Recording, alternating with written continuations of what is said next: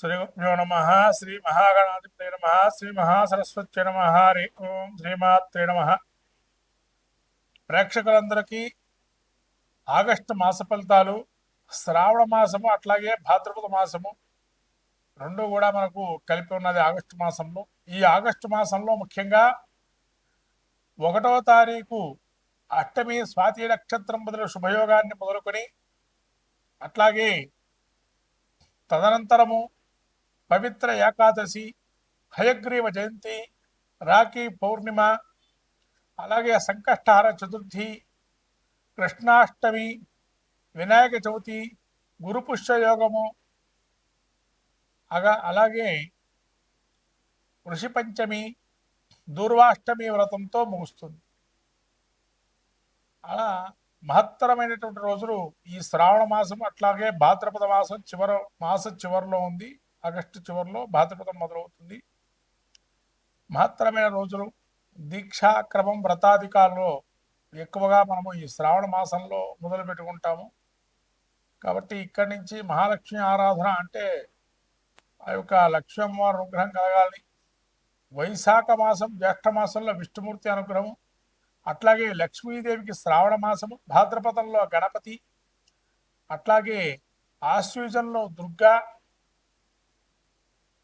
అట్లానే మనకు కార్తీకంలో ఈశ్వరుడు, మార్గశీర్షంలో మళ్ళీ విష్ణుమూర్తి శక్తి, అలాగే మళ్ళీ జనవరి అంటే పుష్యమాసంలో సూర్యనారాయణ స్వామి. ఇలా ఆ యొక్క సమాంతరమైన ఫలితాలు అనేక మాసంలో ఉన్నాయి. ముఖ్యంగా శ్రావణ మాసంలో ఏ విధంగా ఉండబోతుంది, ఈ యొక్క ఆగస్టు మాసంలో మాస ఫలితాల్లో మనం చూసినట్టయితే ద్వాదశ రాశుల వారు ఎటువంటి ఫలితాలు ఉంటాయి అనేది మనము చెప్పుకుందాము. ప్రధానంగా ఈ యొక్క మేషరాశి వారికి ఏ విధంగా ఉండబోతుందో ఈ యొక్క శ్రావణ భాద్రపద మాసాదుల్లో ఆగస్టు మాసంలో ఫలితాలు చెప్పుకుందాము. కర్కాటక రాశి వారికి ఏ విధంగా ఉండబోతుంది ఆగస్టు మాసం భాద్రపద శ్రావణ మాసాదుల్లో. ముఖ్యంగా పురుష నక్షత్రము 4వ పాదం, పుష్యమి నక్షత్రం 4 పాదాలు, ఆశ్లేష నక్షత్రము 4 పాదాలు కర్కాటక రాశివి. కర్కాటక రాశి గ్రహస్థితి చూస్తే జన్మంలో బుధుడు, రవి, అట్లాగే ద్వితీయంలో రవి కేతువు, కుజుడు తృతీయంలో, అష్టమంలో రాహు, 9లో వక్రగమనంలో శని, 12లో గురు శుక్రుడు. ఈ గ్రహస్థితి చూస్తే శుక్రుడు మరి యొక్క కర్కరాశి ఏ విధంగా ఉండబోతుంది అంటే ముఖ్యంగా రక్తానికి సంబంధించి రక్తహీనత అనేది కొంత కలిగే అవకాశం ఉంటుంది. ఆరోగ్యానికి సంబంధించి శస్త్ర భయాలు, ఏదో ఆరోగ్యం కొద్ది ఇబ్బంది కలగటము, తలనొప్పిగా ఉండడం, లేకపోతే కొంత ఉష్ణంగా ఉండటము, సోదరుల వల్ల కొంత లాభాలు ఎదుర్కొనటము, భూ సంబంధమైన విషయాల్లో కొంత అనుకూలమైన నిర్ణయాలు, కోర్టు సమస్యలకి పరిష్కారం దొరక్కపోవటము, అలానే దుష్టులకు సాంగత్యం ఏర్పడటము, నూతన సమస్యలు కొన్ని ఉత్పన్నమయ్యే అవకాశం ఉంది. అలాగే ఇలాంటి సమస్యలు చూసే అవకాశం ఉంది. తర్వాత బంధుమిత్రాదులతో విరోధాలు, వేదాంతం అంటే కొంత ఆచార వ్యవహారాలకు సంబంధించి కావచ్చు, ధర్మ కార్యాచరణకు సంబంధించిన విషయాలకు కొంత చర్చలు చేసే అవకాశము, మనోచికాకులు అంటే ఆ తర్వాత ఇతరులపై వాగ్ధోరణి ప్రదర్శించటము, పనులు చేసేటప్పుడు బద్ధంగా అంటే ఇవాళ చేయాల్సి వచ్చిందన్న పని బద్ధకంగా ఉండటము, వ్యర్థాలోచనలు, ప్రతిదానికి కూడా ఆలోచనలు పనికిరాని ఆలోచనలు పెట్టుకోవటము, అవి ఏదో ముద్రకు పోవు. తర్వాత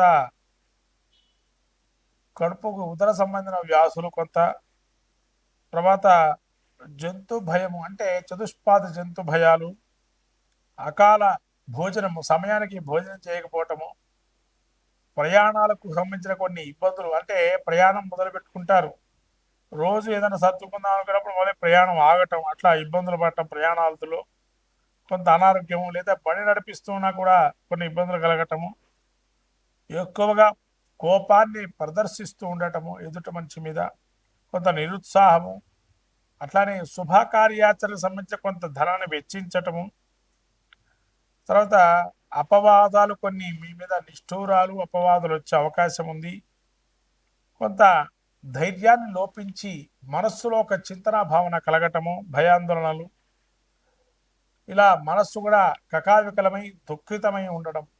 అంటే ఈ స్థితి చూసినట్టయితే కర్కాటక రాశి వారికి ఎప్పుడైతే జన్మస్థానంలో రవి బుధులు ఉన్నారో కొంత ప్రతికూలత ఎక్కువగా ఉండడం, ధన నష్టం కూడా జరిగే అవకాశం ఉంది. శుక్రుడు కూడా 12లో ఉన్నాడు, గురుడు 12లో ఉన్నాడు.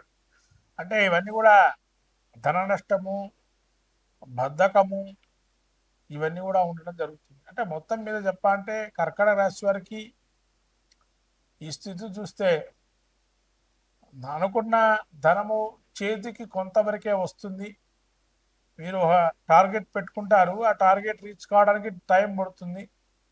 కాబట్టి కొంత ఆలోచనింపజేసేటువంటి సమయంలో ఉన్నారు. కాబట్టి కొంత దైవచింతన ధోరణి ఏదైతే ఉందో వాటితోని కొంత చికాకు పట్టము, కొత్త వారితో ఒక స్నేహాన్ని పెంచుకుంటారు. కానీ నిష్ఠూరంగా మాట్లాడటం వల్ల దగ్గరే మనిషి కూడా దూరం కావటం జరుగుతుంది. అంటే ప్రతికూలతగా ఉంది ఆగస్టు మాసం కర్కాటకం అని చెప్పడం. కాబట్టి ఏది ఏమైనా కానీ ప్రతికూలతలు ఎక్కువ ఉన్నాయి. గ్రామదేవత ఆరాధన చేసుకోండి కర్కాటక రాశి వారు. అట్లానే ఏదైనా గురు అనుగ్రహం పొందండి, ఆదిత్య హృదయ పారాయణం చేయండి, విష్ణు సహస్రనామం పారాయణం చేసుకోండి. మంచి ఫలితాలు ఉంటాయి కర్కాటక రాశి వారికి. ఈ విధంగా చేసుకుంటే వ్యాపారంలో కావచ్చు, వ్యవహారంలో కావచ్చు, వృత్తిరీత్యాలో కావచ్చు, ఉద్యోగంలో ఉండేవారికి వారికి కావచ్చు సమాంతరంగా యోగ ఫలితాన్ని ఇస్తుంది. ఈ విధంగా ఆగస్టు మాసంలో మొత్తం మీద ద్వాదశ రాశుల వారి పరిస్థితి చూసినట్టయితే మిశ్రమ ఫలితాలు కొన్ని యోగాన్ని ఇస్తున్నాయి, కొన్ని అవయోగాన్ని ఇస్తున్నాయి. శ్రావణ మాసంలో ముఖ్యంగా మనకు వచ్చే హయగ్రీవ జయంతి అందరూ కూడా జరుపుకొని మన వేద విద్యలు కానీ విద్యా సంపదలను పెంచుకునే అవకాశాన్ని ఇవ్వండి. వేదానికి సంబంధించిన విషయాల్లో చర్చాగోష్ఠి కానీ వేద విద్యని కానీ అభ్యసించినట్టు వారికి కొంత సత్కారాలు చేయటం వల్ల ఈ అవయోగాన్ని కూడా తొలగిపోతాయి.